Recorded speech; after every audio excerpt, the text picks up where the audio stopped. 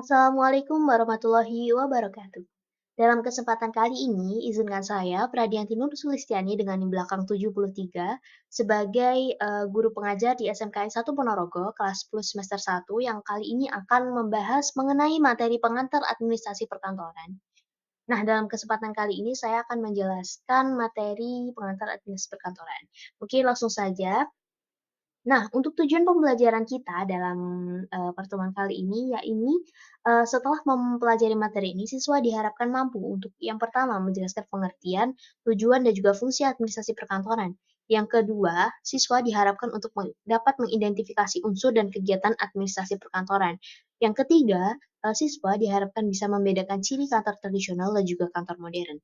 Dan yang terakhir, diharapkan siswa dapat membuat sistem administrasi digital sederhana menggunakan Google Form, Sheet, dan juga Canva. Nah, langsung saja setelah kita mengetahui tujuan pembelajaran kita hari ini, langsung saja kita membahas mengenai materi. Untuk materi kita yang pertama yaitu mengenai pengertian administrasi perkantoran. Nah, apa sih administrasi perkantoran? Administrasi perkantoran merupakan kegiatan yang berhubungan dengan pengelolaan pekerjaan di kantor untuk mencapai tujuan organisasi secara efektif dan juga efisien. Nah, menurut Liang di tahun 2000, administrasi perkantoran itu sendiri adalah seluruh proses kegiatan kerjasama yang dilakukan di dalam kantor untuk mencapai tujuan tertentu secara efisien. Selain menurut Liang Jizat tahun 2010 juga menambahkan bahwasanya administrasi perkantoran mencakup kegiatan pengumpulan, pencatatan, pengolahan, penyimpanan, dan juga penyampaian informasi agar organisasi dapat berjalan dengan baik.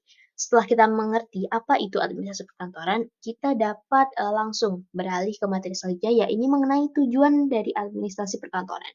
Nah, tujuan utama dari administrasi perkantoran sendiri adalah menciptakan sistem kerja yang efisien dan mendukung kelancaran kegiatan organisasi. Dengan adanya administrasi yang baik, setiap pekerjaan dapat dilakukan secara teratur, dan juga informasi itu mudah diperoleh dan keputusan dapat diambil dengan cepat serta tepat. Selain itu, menurut Liangji, administrasi perkantoran bertujuan untuk memberikan pelayanan yang efisien kepada semua bagian dari organisasi, sehingga setiap kegiatan dapat berjalan dengan lancar. Selain itu, administrasi perkantoran juga membantu meningkatkan koordinasi, komunikasi, dan pengendalian kegiatan di lingkungan kerja. Nah, langsung saja kita next ke materi selanjutnya, ya, ini mengenai unsur-unsur administrasi perkantoran. Setelah kita mengetahui pengertian dari administrasi perkantoran dan juga kita mengetahui tujuan dari administrasi perkantoran itu sendiri, selanjutnya kita akan membahas mengenai unsur-unsur administrasi perkantoran. Nah, menurut Mukjizat tahun 2010, unsur administrasi perkantoran itu meliputi manusia, peralatan, metode, dan juga lingkungan kerja. Unsur yang pertama itu manusia atau human resource, di mana manusia itu merupakan pelaku utama yang menjalankan kegiatan administrasi, di mana administrasi tidak akan pernah bisa berjalan tanpa adanya manusia. Dan unsur yang kedua adalah peralatan dan juga teknologi atau office equipment, yang meliputi komputer, printer, mesin fotokopi, dan sarana prasarana pendukung lainnya. Dan yang ketiga adalah prosedur, atau biasa dipanggil tata cara atau langkah kerja yang digunakan agar pekerjaan dilakukan dengan benar dan teratur.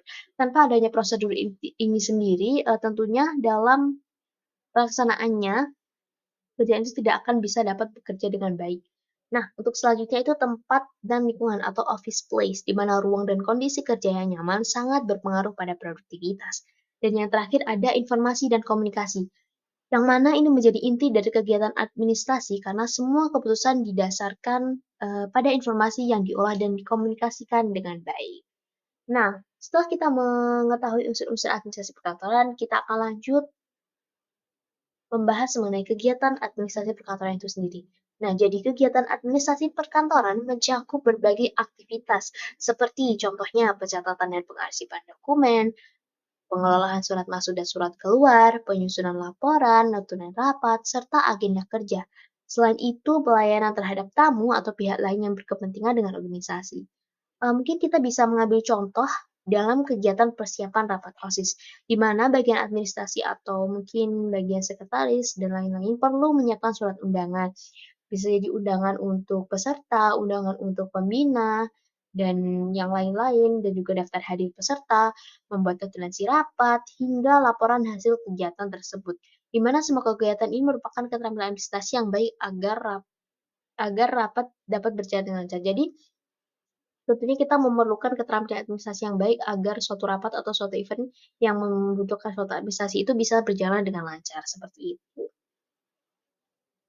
Nah, selanjutnya, saya akan sekali membahas untuk pertemuan kedua yang masih, berhubungan dengan pengantar administrasi perkantoran, dengan judul yang kedua itu mengenai kantor modern dan digitalisasi administrasi. Apa sih kantor modern dan digitalisasi administrasi itu sendiri? Oke, kita akan move ke pengertian kantor modern. Kantor modern adalah tempat kerja yang memanfaatkan teknologi informasi dan komunikasi dalam seluruh kegiatan administrasinya, di mana perubahan pola kerja dari sistem manual ke sistem digital menjadikan kantor modern lebih cepat, efisien, dan juga fleksibel. Menurut seorang ahli yaitu George R. Terry tahun 1986, kantor modern adalah organisasi yang mengutamakan efisiensi kerja melalui penggunaan peralatan modern dan sistem informasi yang terintegrasi. Artinya, kantor modern itu tidak lagi bergantung pada tumpukan kertas dan juga arsip fisik, tetapi telah beralih pada sistem komputerisasi dan penyimpanan berbasis cloud yang tentunya jauh lebih efisien dan juga lebih efektif. Selain itu, pengurangan tumpukan kertas dan juga arsip fisik ini tentunya akan mendukung SDGs atau akan mendukung kehidupan yang berkelanjutan. Next, kita akan membahas mengenai etika dan juga tanggung jawab dalam administrasi digital. Selain keterampilan teknis, etika kerja juga sangat penting dalam administrasi digital. Menurut Robbins and Coulter tahun 2012, etika kerja profesional mencerminkan integritas seorang dalam melaksanakan tanggung jawabnya di suatu organisasi. Nah, dalam konteks administrasi digital sendiri, etika yang harus dijaga antara lain yang pertama adalah menjaga kerahasiaan data dan dokumen kantor. Yang kedua, menggunakan bahasa yang sopan dan profesional dalam komunikasi daring. Yang ketiga, tidak menyebarkan informasi yang salah atau hoax. Dan yang keempat, bekerja secara jujur, disiplin, dan penuh tanggung jawab. Nah, dengan memegang prinsip etika digital, seorang akan dipercaya dan dihargai dalam dunia kerja modern. Selanjutnya, setelah kita mengetahui pengertian dan juga etika dalam kantor modern, kita juga perlu mengetahui perbedaan antara kantor tradisional dan juga kantor modern. Nah, untuk perbedaannya sendiri, kantor tradisional biasanya masih bergantung pada sistem manual, seperti penggunaan kertas untuk surat menyurat, pencatatan, dan juga penyimpanan dokumen. Sedangkan di kantor modern itu sendiri menggunakan sistem digital seperti email, Google Drive, dan aplikasi manajemen dokumen lainnya untuk mempercepat proses kerja. Selain itu, perbedaan lain itu terletak pada cara komunikasi, di mana jika kantor tradisional itu mengandalkan surat dan juga telepon, sedangkan kantor modern itu menggunakan media digital seperti video conference, aplikasi chat, dan sistem manajemen kooperatif. Nah, hal ini itu tentunya membuat pekerjaan dapat dilakukan kapan saja dan di mana saja, bahkan tanpa harus berada di kantor fisik. Bukankah itu terdengar efektif dan juga lebih efisien? Oke, selanjutnya kita akan beralih tentang digitalisasi administrasi perkantoran. Digitalisasi administrasi adalah proses pengubahan sistem kerja manual menjadi sistem berbasis teknologi digital. Nah, menurut Tata Sutabri tahun 2012, digitalisasi administrasi mempercepat pengolahan data, mengurangi kesalahan manusia, serta meningkatkan kecepatan pengambilan keputusan. Mungkin di sini bisa ada beberapa contoh penerapan dari digitalisasi di sekolah maupun organisasi. Antara lainnya yaitu penggunaan Google Form untuk pendaftaran kegiatan atau absensi digital, di mana penggunaan Google Form ini untuk administrasi tentunya eh, lebih menghemat kertas gitu dan tidak boros kertas gitu dan juga untuk merekapnya lebih mudah. Selanjutnya ada Google Sheet untuk pencatatan dan pelaporan data di mana kita menggunakan Google Sheet itu kita tidak perlu mencatat tidak perlu repot-repot mencatat di kertas gitu dan juga pelaporan datanya tentunya akan mudah karena di Google Sheet itu biasanya ada kolom-kolom yang mudah diakses seperti dan juga mudah terbaca. Selanjutnya Canva untuk pembuatan laporan visual dan presentasi. Tentunya Canva ini lazim ya eee, murid-murid semuanya, karena kan di Canva itu kan banyak sekali fitur-fiturnya, banyak sekali PPT dan juga template-template yang tentunya mudah kita akses sehingga, visual dan juga presentasi yang kita lakukan itu tentunya lebih menarik seperti itu. Nah, yang terakhir itu ada Padlet atau LMS untuk kolaborasi dan juga refleksi belajar online. Di beberapa sekolah itu sudah menerapkan Padlet dan juga LMS yang tentunya sangat, berfungsi dan juga sangat memiliki dampak positif bagi sekolah tersebut. Nah, melalui penggunaan teknologi digital, pekerjaan-pekerjaan administrasi itu tentunya menjadi lebih cepat, transparan, dan juga mudah dipantau. Nah, selanjutnya kita akan berbicara mengenai refleksi administrasi di era digital, di mana perkembangan teknologi membuat pekerjaan administrasi semakin mudah, tetapi juga menuntut kemampuan baru, di mana pegawai administrasi itu tidak hanya teliti dan rapi, tetapi juga harus kreatif, inovatif, dan mampu menggunakan berbagai aplikasi digital. Siswa sebagai calon tenaga kerja di masa depan di bidang administrasi perkantoran perlu membiasakan diri dengan teknologi dan juga bekerja secara kolaboratif serta menjaga etika dalam setiap aktivitas digital. Administrasi yang baik dan beretika tentunya akan menciptakan lingkungan kerja yang profesional dan produktif. Oke, tak terasa kita sudah sampai di penghujung materi. Maka dari itu, izinkan saya untuk membaca kesimpulan dari materi kita. Ya, ini administrasi perkantoran itu memiliki peran yang sangat penting dalam mendukung kelancaran kegiatan suatu organisasi. Jadi dengan sistem administrasi yang baik, pekerjaan menjadi lebih teratur, efisien, dan mudah dikendalikan.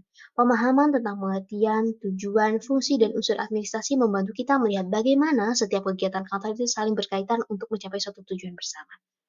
Di era digital seperti sekarang, administrasi tidak hanya dilakukan secara manual, tetapi juga melalui sistem digital yang memanfaatkan teknologi seperti Google Form, Google Sheet, dan Canva. Digitalisasi membantu mempercepat proses kerja, meningkatkan akurasi data, serta menumbuhkan kreativitas dalam pengelolaan informasi. Sebagai seorang pelajar SMK yang akan terjun ke dunia kerja, tentunya penting bagi kalian untuk mengembangkan pengetahuan, keterampilan digital, serta sikap tanggung jawab, disiplin, dan kerjasama. Dengan kombinasi tersebut, kalian dapat menjadi tenaga administrasi yang profesional, inovatif, dan siap menghadapi tantangan masa depan. Nah, sedikit kata-kata di akhir pertemuan kita kali ini, administrasi yang rapi mencerminkan pribadi yang tertib. Maka dari itu, jadilah pelajar yang teliti, kreatif, dan berintegritas agar mampu membawa perubahan positif di dunia kerja modern. Mungkin sekian yang bisa saya sampaikan. Apabila ada kurang lebihnya, saya mohon maaf. Dan apabila ada pertanyaan atau penjelasan saya yang kurang jelas, kalian bisa bertanya melalui komen di video YouTube Ibu ini ya. Sekian, wassalamualaikum warahmatullahi wabarakatuh. Selamat berjumpa lagi di pertemuan selanjutnya dengan materi yang tentunya berbeda. Bye-bye.